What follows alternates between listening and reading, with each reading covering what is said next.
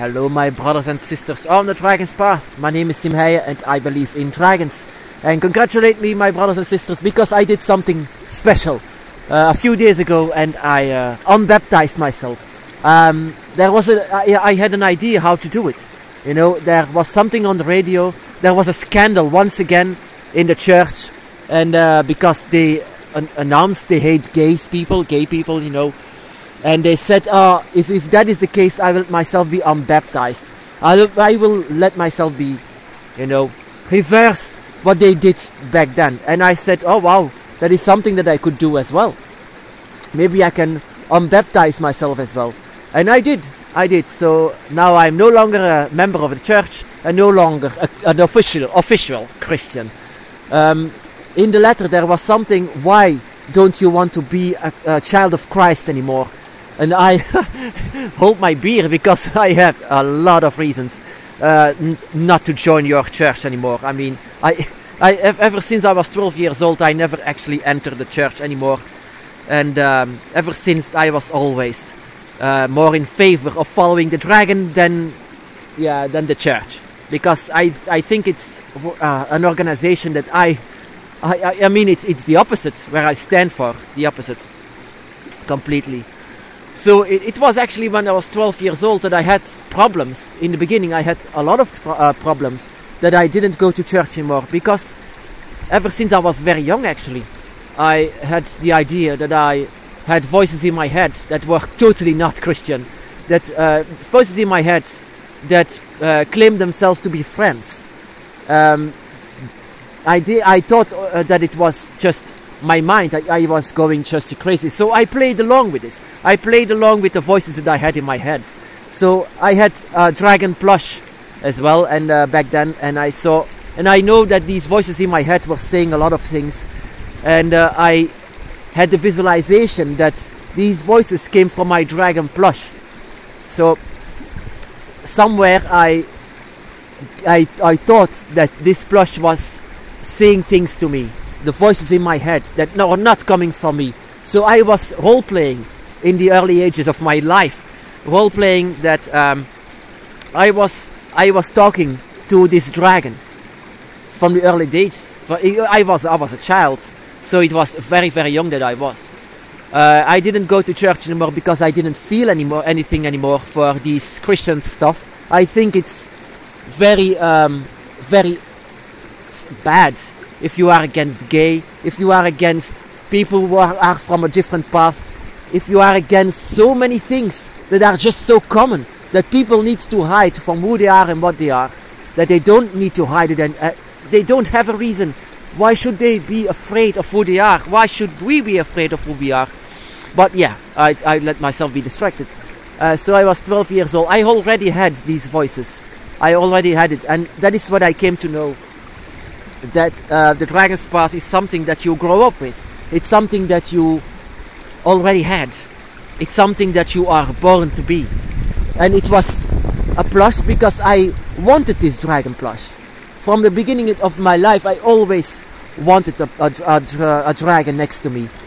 Because every time when I saw the image of a dragon like this one, I went insane. It was, oh, like a dragon.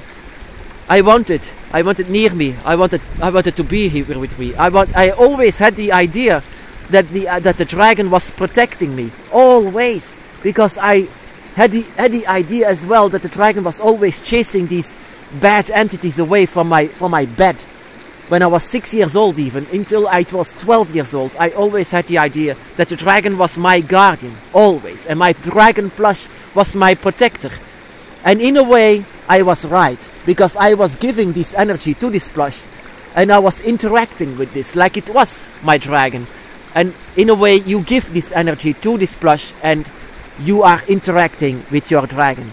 You know, I had this, you know, I don't see this as problems, but I had problems, because people were saying that I always had these imaginary friends, imagination that I had, but it was not really that. It was more like visualization. I had a strong visualization because these voices didn't go away. Even later on, when I was becoming an adult, I tried to push these voices away, but they weren't going silent. They were always talking and talking. Even to this day, I'm still talking to these voices, and I came to figure out who these voices are. In my adult days, I can do research. I can do research for the gods, for the history of humans, for the history of what they worshipped, how they looked like, how the stories looked like, and it all comes down to one thing, that I was always talking to a dragon next to me. And this dragon was not appearing from one day to another. When I was a child, I was easily opening the gates. I was so holding hands with my dragon. What you can do as well, of course. You were always holding hands with your dragon.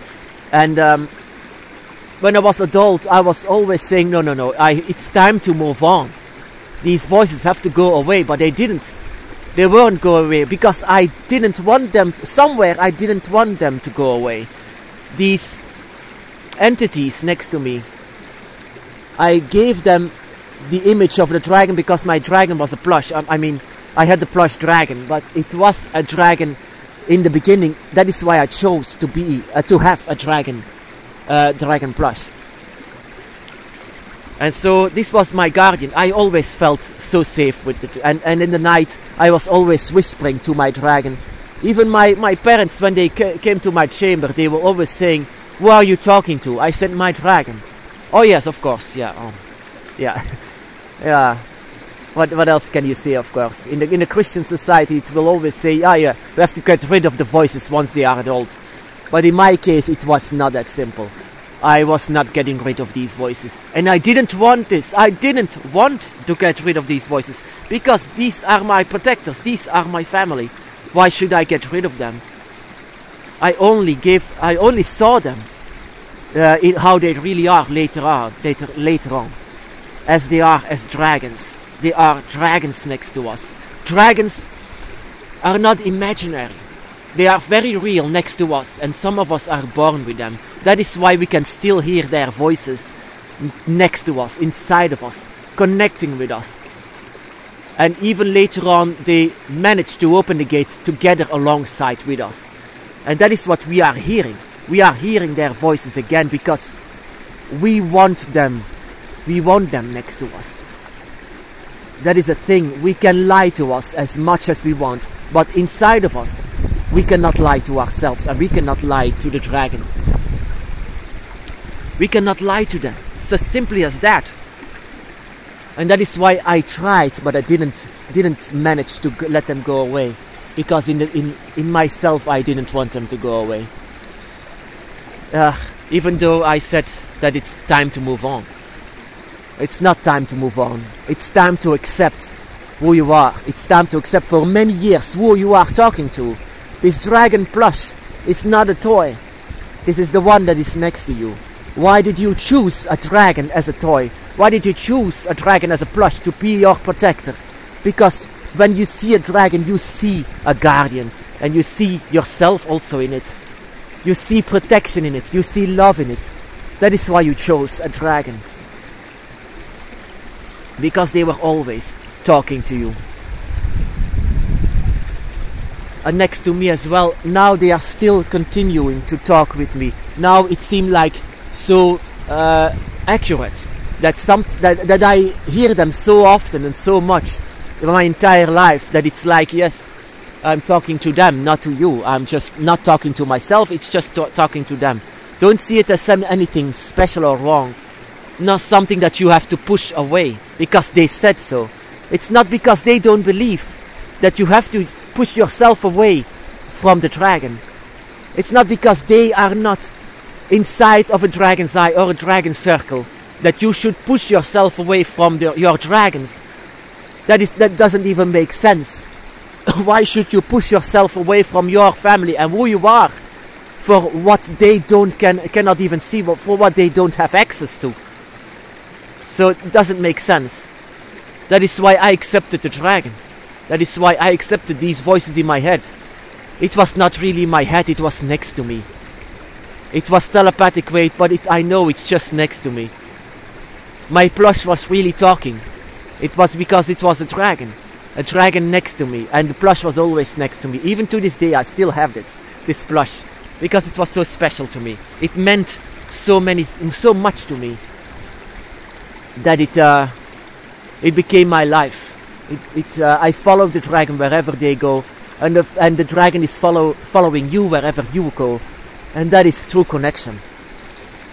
It doesn't make sense to explain this love and feeling and connection, the satisfaction that you have next to the dragon, to explain this to the people who are not on the dragon's path, such as your family, who say that you should grow up and just ditch these voices. They don't understand this joy that you have once the dragon is there, once you have your awakening once again that you are an adult. This feels so darn good. This feels like homecoming, like you are coming home from so long, that you finally meet the dragon after so long that you didn't see them in your teenage years, whenever the voices in your head you are pushing them away as a human being. But as a draconic spirit as you are, you want them to come near you. So it never goes away. They never go away, because you allow them not to go away. Your dragon's eye your dragon circle is so much stronger than people can ever imagine. And that is what a lot of people cannot understand. But I appreciate a lot of people when they say, I respect your faith. For example, I was baptized in 1988, sorry, I'm an old man. 1988, and I was baptized in the year of the dragon.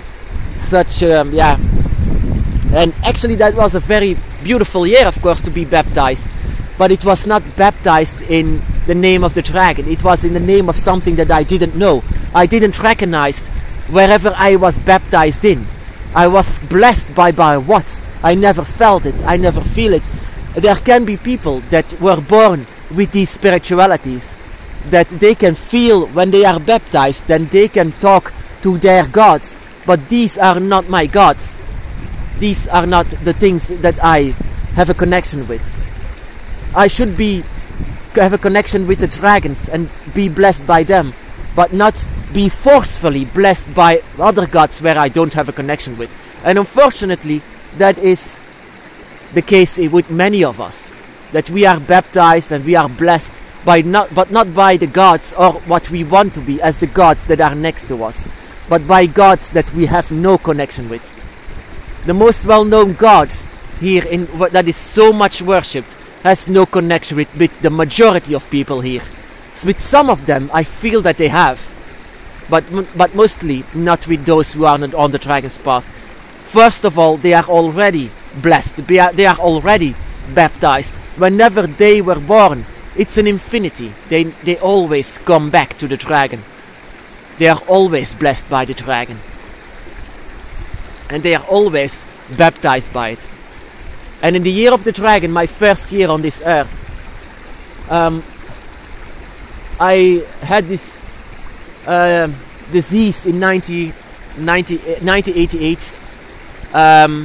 It was a deadly disease, and they said that in the end of my sickness, they said that I was making strange movements, that I was like contacting with something, like strange interactions, like a child of that age shouldn't do. I was always grabbing for my head and always laughing, smiling for the first time in a long time. And a day later, it seemed that I was feeling better. I don't want to question anything in the medical reasons. I know that these doctors made a good job back then, even though it was the early ages of medical treatment. But one day later, I was cured, and everyone said from one day to another, that is exceptional, and this in the year of the dragon. And so 1988.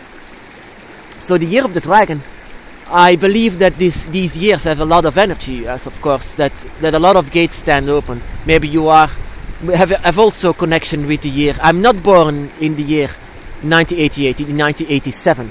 But in 1988 I was baptized and had this disease later on. And then from when I was 6 years old, ever since, that I could interact with my dragon. I had the idea, even then, when I was 6 years old, that the dragon was always with me and protected me. This is a belief, of course. I cannot prove this. This is something that I feel. And sometimes what you feel most of the time is true. My brothers and sisters, be blessed.